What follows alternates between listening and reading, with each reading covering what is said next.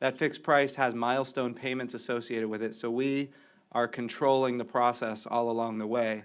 But the goal here is to have, as much as possible, we want NASA to be a customer of services, especially for low Earth orbit, and then ultimately not just a customer, but also have providers, numerous providers that compete against each other. Now, that's how we're doing the low Earth orbit activities, but we need to go to the moon. To get to the moon on schedule, we're gonna need to use the SLS rocket, and that's going to be a great program going forward for long periods of time. Okay, so different. It's a mix. I got it. So I would just suggest to you that's a concern of mine, at least, that Yes, sir. that you be able to watch big accelerated contracts. And then number two, do you anticipate that a corollary of your proposal to accelerate would also be an acceleration of a Mars mission? Is that sequential? In other words, is that a big picture, long-term consideration that this committee should know about? Because if it may not only be about the moon that you're asking an accelerated program for, and I don't think we would want to be surprised on that one. We'd want to know what the big picture, long-term plan is for the overall deep space exploration. Yes, sir. Congressman Case, you are hitting the nail on the head, which is the sooner we get to the moon with an architecture that is sustainable. We need to learn how to live and work on another world. That's what enables us to go to Mars. When we go to Mars, we have to be there for a long period of time. So we have to use the moon as the proving ground so we can get to Mars. If we delay the moon program, by definition, we're delaying the Mars program. If we accelerate the moon program, we are by definition accelerating the Mars program. That's a great question and a good point. Thank you. I hope we get that information in the context of FY21 as well. Yeah, yes, sir. We'll make sure we will have strong Mars content in the budget request. Thank you. Thank you, Administrator Bridenstine and Associate Administrator Bowersox, for being here today. Administrator Bridenstine, earlier this year when you were here, you testified about what NASA is doing to increase opportunities for women in STEM careers at the agency. I wanted to circle back to something specific you said in your comments about spacesuits and the then canceled all-female spacewalk. You said, quote, "It should be noted that the spacesuits are in essence little spaceships. Each one of them is designed specifically not just for the astronaut, but also for the mission. The challenge is we only have a certain number of spacesuits," quote, end quote. You also stated publicly at a Senate Commerce hearing that NASA is looking at a spacesuit architecture that is flexible to allow astronauts to conduct missions in low Earth orbit and the moon. With yesterday's announcement of NASA's 2 new spacesuit designs for Artemis, I wanted to ask a few questions. One, do we know how many years did NASA need to research and develop spacesuits that Neil Armstrong and Buzz Aldrin used? Oh, that's a good question. I honestly don't know, but I'll be happy to make sure I get that back to you. So the question is, how long did it take to develop the original moonwalking spacesuits? We'll look that up. Thank you. What lessons did NASA learn from the canceled all-female spacewalk at the International Space Station that might help with the research and development of the next generation spacesuit? I think we had already learned the lessons. I think that was made it very transparent that spacesuits are very difficult because they're so large, and we need spacesuits. So the history of NASA is to build a spacesuit that works and then try to downscale it. And when we do that, it's a lot harder than starting small and then upscaling it for larger people. So we need a spacesuit that can go from the 1% to the 99% in size, and I think we have already been investing, as you saw yesterday with the announcement, in making that possible, not just for space flight, but also for walking on the surface of the moon. We're very committed to it. We have been committed to it for a long time. The spacewalk that you referenced obviously highlighted why we have been committed to it. I know Ken probably has some to say on the spacesuits. Well, I was just going to say that on the way here this morning, I got to check the TVs in our ops center there at NASA headquarters, and I saw the 2 women on orbit right now preparing their spacesuits to go outside. And that was really exciting for me to see, and we hope to see that EVA really soon. Part of the problem we had last time was, we're resizing the suits for the spacewalkers who are going to go out on this EVA, but the suits at that time needed even more work than what we're doing for this particular EVA. So that was part of our issue. So we are doing the all-woman spacewalk here in a matter of days. We're very excited about it. What challenges and maybe key milestones must be met with a 2024 timeline to bring astronauts to the moon? Research, testing, deployment. Right. So the SLS rocket, the biggest, most powerful rocket ever built that will take our astronauts to the moon, is at Michoud. It's going to come out of the facility here by the end of the year and go to Stennis to get green run tested. The Orion crew capsule and the European service module are complete. They will be testing soon up at the Glenn Research Center in Ohio. So all of that's positive. The challenges that we have right now, we have to start with a human landing system that we don't have. You can't land on the moon if you don't have a landing system. So that's one of the reasons that we did the amended budget request. And then we are underway with the development of Gateway, which is a small space station that will be in orbit around the moon for 15 years. Think of it as a reusable command module, just like Apollo, except it doesn't get thrown away at the end of the mission. It's going to be used over and over again by multiple missions over the course of 15 years and probably longer. The spacesuits, of course, are a big piece of the architecture as well.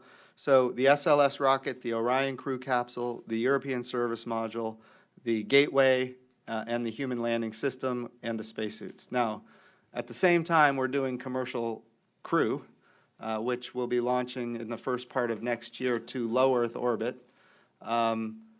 So just know this, Congresswoman, we have, as an agency, we have more under development now than at any point in NASA's history, and these are big programs. So we are working really hard right now to make all this a reality, and we're confident with where we are, especially when it comes to commercial crew. We're confident. SLS and Orion, we're confident. Gateway and the human landing system have some outstanding issues just because they're so early in the development process. Ken, did you want to add to that? The only thing I would just emphasize is that our biggest technical challenge is getting the landers ready for 2024. That's the most challenging part of what we've got to develop, and we're excited to take on that challenge. Thank you. I yield back. Thank you. Ms. Kaptur. Thank you, Mr. Chairman, and welcome. Thank you. Administrator, really glad to have you here this morning, and I know how hard you work at your job. Thank you. And also, Mr. Bowersox, thank you so very much for your service to our country. I wondered if we could just step back a second from the budget request directly, and I wanted to ask you about the timetable, the change in timetable, and how the date, the accelerated date of 2024 was chosen.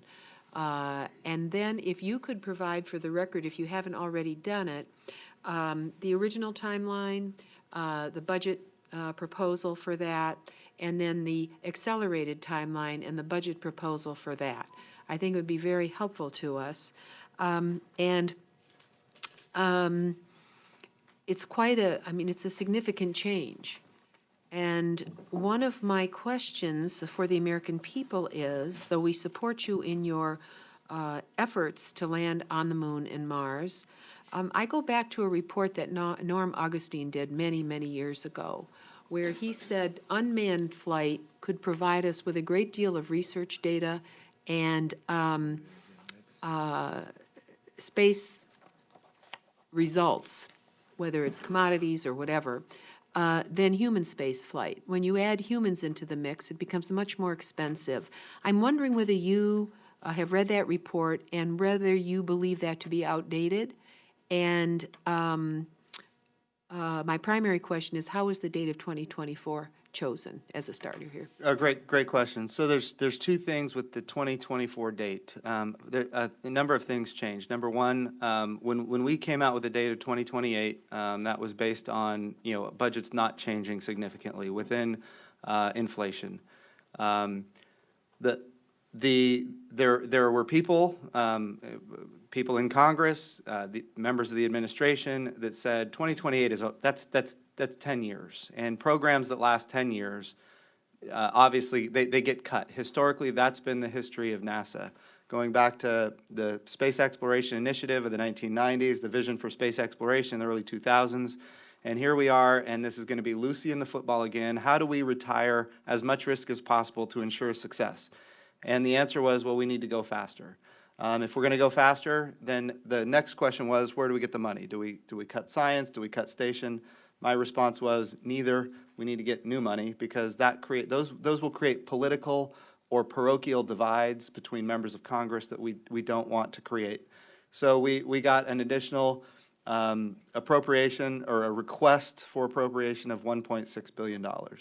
And that accelerated the timeline. But it's not just the risk of these long programs.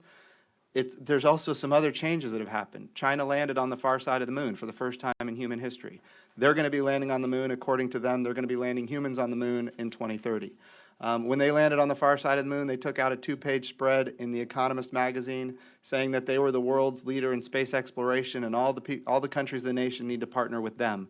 They're building a space station, all of these things. So the question is, do we want to lead the world in space, or do we want to yield that to somebody else? And the decision, I think, the appropriate decision is to maintain the leadership and keep our partnerships. As you look forward, what are the, and I would ask you for the chart, 2028 versus 2024, and the appropriated dollars that are necessary in both scenarios. Yes.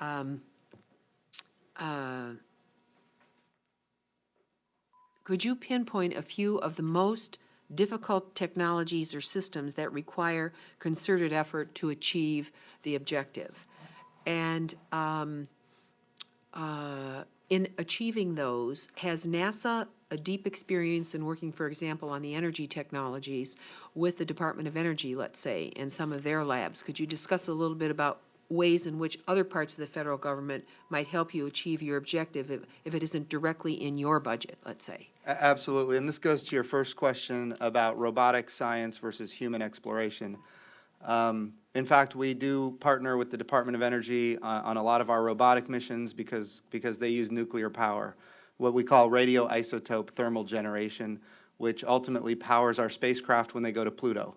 At Pluto, solar energy is just not that robust at Pluto. So when we go into deep space, we have to have different ways of getting propulsion.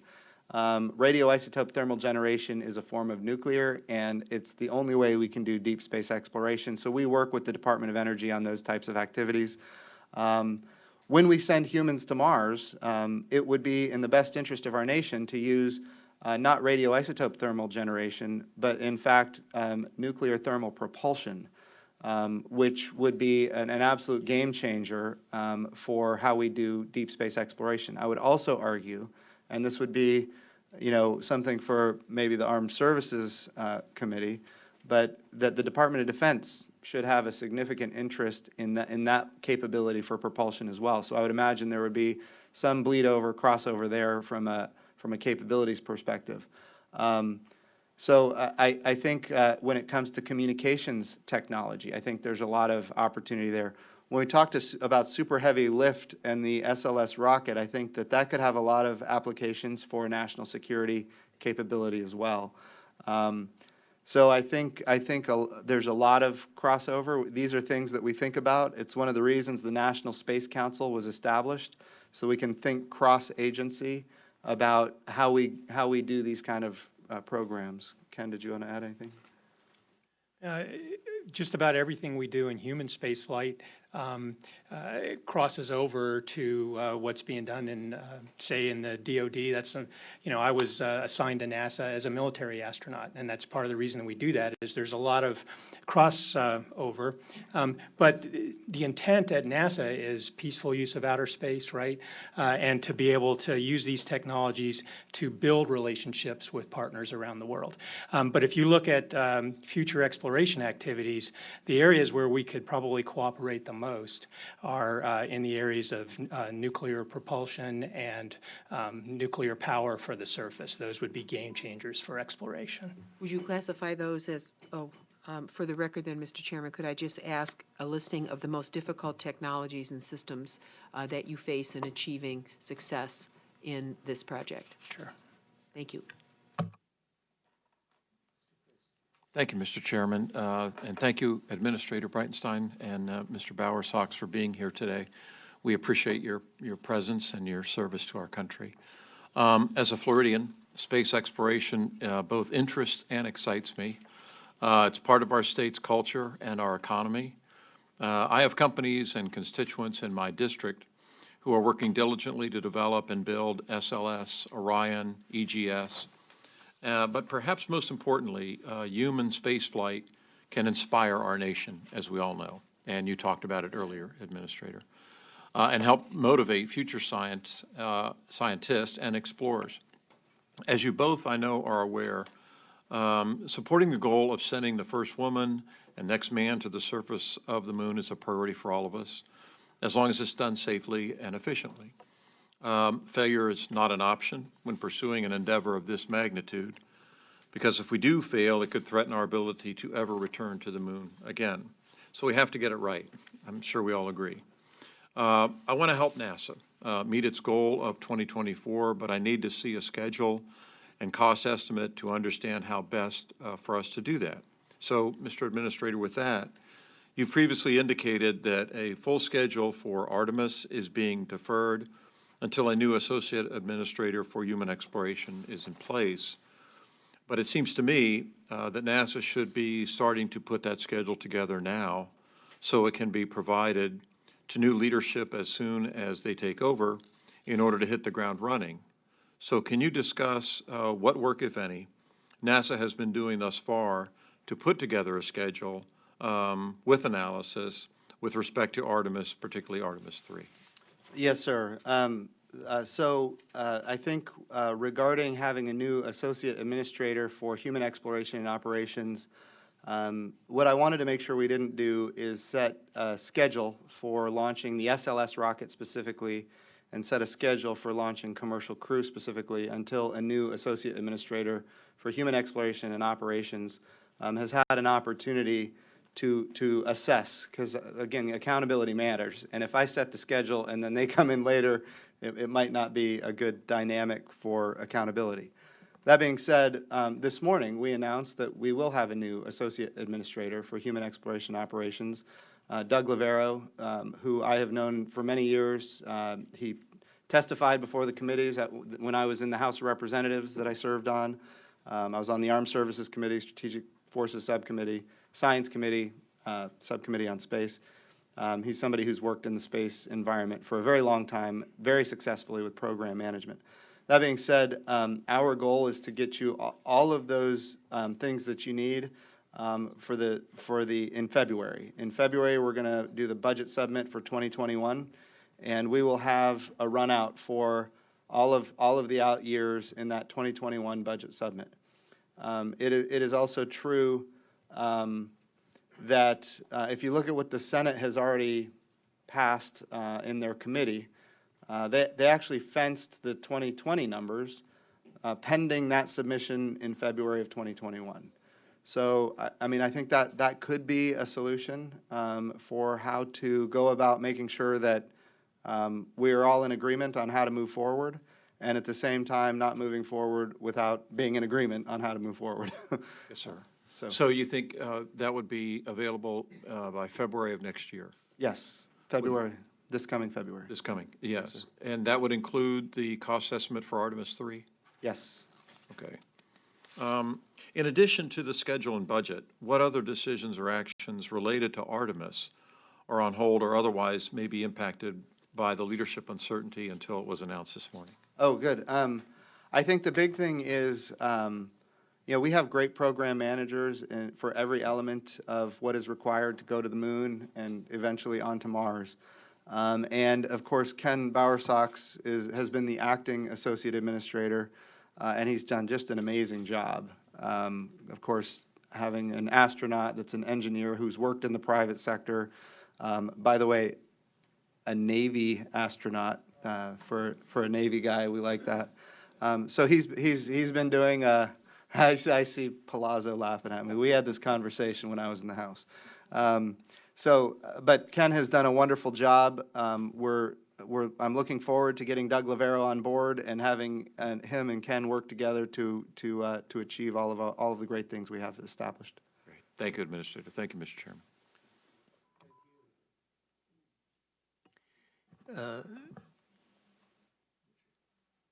Mr. Administrator, part of the issue that I keep coming back to is the importance of knowing the full cost. We're appropriators. I won't be here after next year. But, we always say about what we leave our children. I also am concerned what I leave other appropriators after I leave. And if we find or got programs to find over $1 billion, number one, we're buying into the 2024 date, and we don't know how much it's going to cost down the line. So I implore you, as you try to gather support from both sides of the aisle, to understand that unless we know what this is going to cost at the end, it would be irresponsible for us to take the first step. And certainly for me, and this is not about me or about him or about the other one, I certainly don't want to leave these folks after I leave this year, and Ms. Lowy leaves at the same time. We're having to figure out how to pay the other $25 billion over a period of time. And so we need to hear that from you, and we don't hear it. We don't see it. Now you spoke about February having those numbers. February may seem early in the year, but February, these guys behind me, these folks behind me are already working on numbers for what the budgets will look like. And so we need to know earlier, much earlier. Okay? Mr. Administrator, as you know, the Aerospace Safety Advisory Panel evaluates NASA's safety performance and advises the agency on ways to improve that performance. Since the March 2019 announcement of the 2024 landing goal, has the Aerospace Safety Advisory Panel weighed in on any astronaut safety risk associated specifically with the new sped-up timeline? And I have to tell you that is a serious concern that I've heard from some people. By speeding it up, do we risk safety issues? Do we run into safety issues?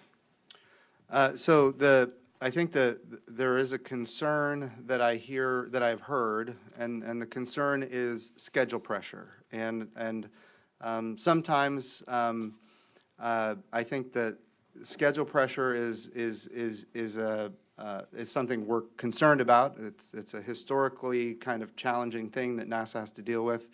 And the last thing we want to do is put any undue schedule pressure on anybody.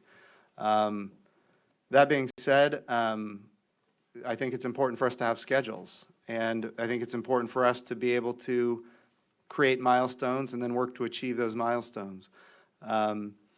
So I think when you talk about accelerating programs, a lot of people talk about schedule pressure. I want to make sure that people don't feel pressure from a schedule perspective, but at the same time that we're working every day to achieve milestones. It's a very delicate balance, and we work on that every day at NASA. And we have great folks that have been working these issues for many years.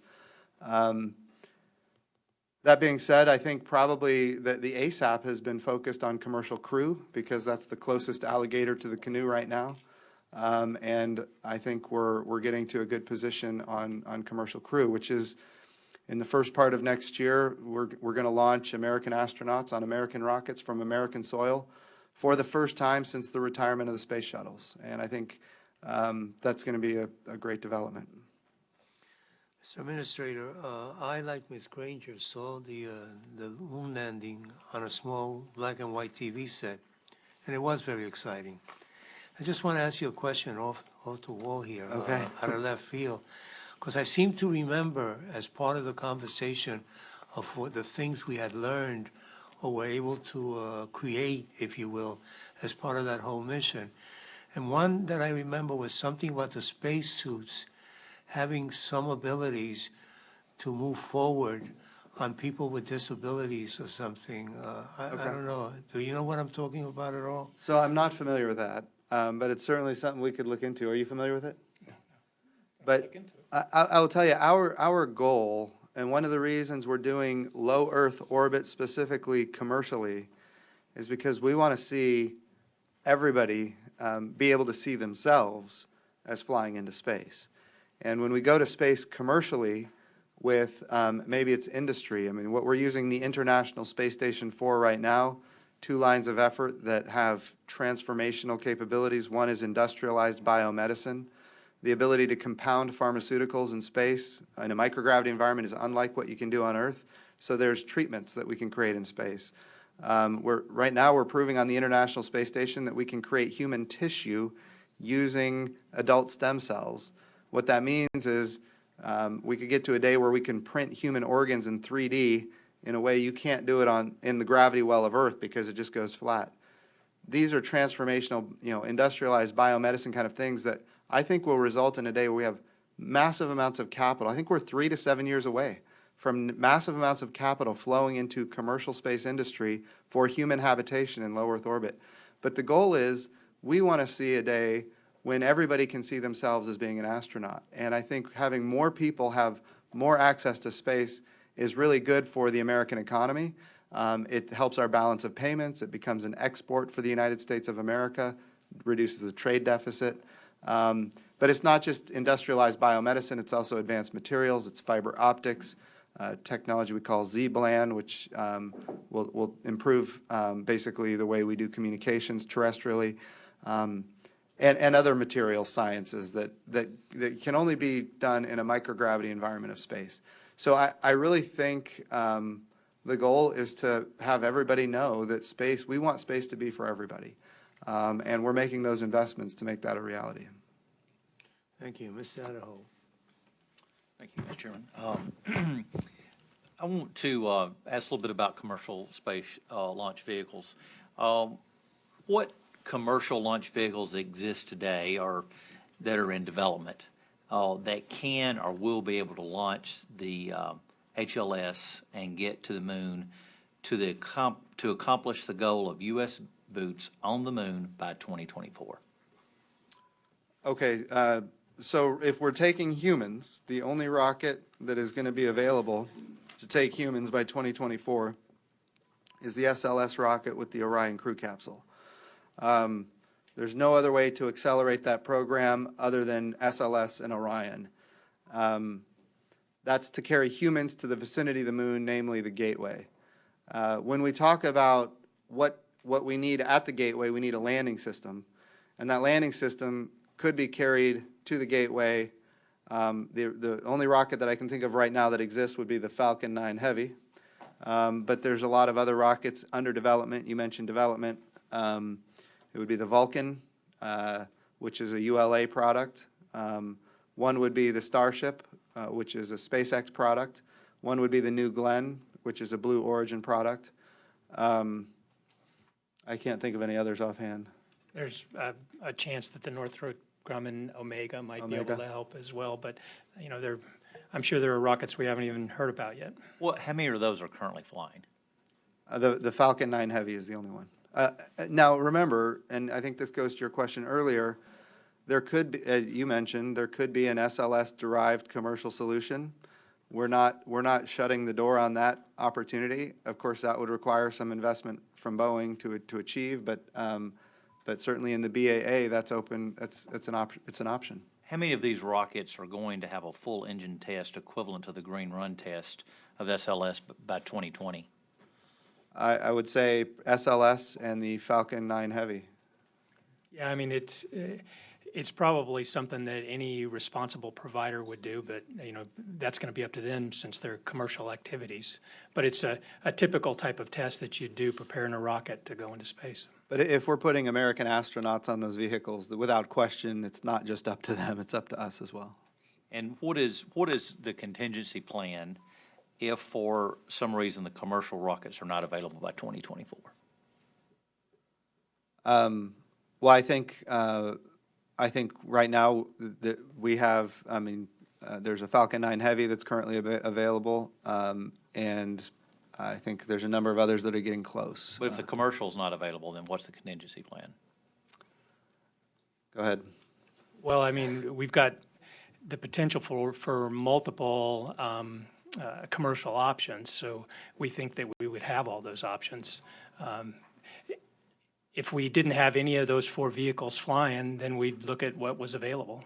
I think, Mr. Ranking Member, that would put us in a position to make landing in 2024 very, very difficult. If we don't have the additional rockets, then we're not going to be able to achieve the goal. But we're confident we will have those rockets. It is a pretty simple fact that the smaller the capability to take cargo to moon orbit, the more launches you'll need to carry out a moon mission, correct? Yep. I also want to focus in on the Doug Cook, who I'm sure you're familiar with, former Associate Minister for Exploration. He did an op-ed on September the 13th in The Hill. And in that op-ed, he said that NASA's 2024 approach will require 8 new developments, 8 launches, and approximately 17 mission-critical operations to achieve its goal, quote unquote. Are you familiar with that op-ed that he wrote last month, and what would you agree with that assessment? So I do think I have not read the op-ed. I would love to read it before commenting on it, if that would be all right. But I'd be happy to take that for the record and give you my feedback. Okay. How many commercial launch vehicles will it take? Well, let me go back one second. I know you hadn't read the article, but would you agree with what his assessment of that? Can you say it one more time? The approach that will require 8 new developments, 8 launches, and approximately 17 mission-critical operations to achieve its goal. I think that's a fair assessment. Okay. And how many commercial vehicles will it take to launch the human landing system, including having the gateway in the critical path? So that is open. We are not telling the commercial providers how they need to do their landing system. Some providers would indicate maybe they could do it with just 1 vehicle. Others indicate maybe you might need 3.